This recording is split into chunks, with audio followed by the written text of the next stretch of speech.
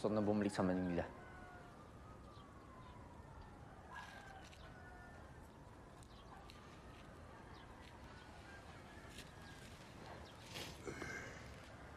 Alam ko, mahirap lahat to.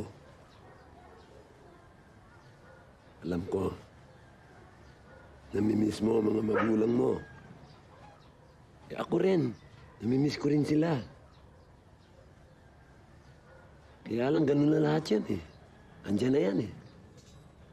Kaya masanay ka na. Hindi mo naman na naiintindihan eh. Eh di tulungan mo ako, intindihin kita. Gusto ko na bumalik sa Manila. Saan ka tutuloy? Kina Grace. Hindi pwede. Ba't naman di pwede? Isang buwan ako doon, okay naman. Hindi sila. Wala kang pamilya sa Manila. Dito rin naman ah. Galit ka sa akin? Dahil? Ba't ako magalit sa'yo? Hindi nga kita kilala. Andres! Hindi nga!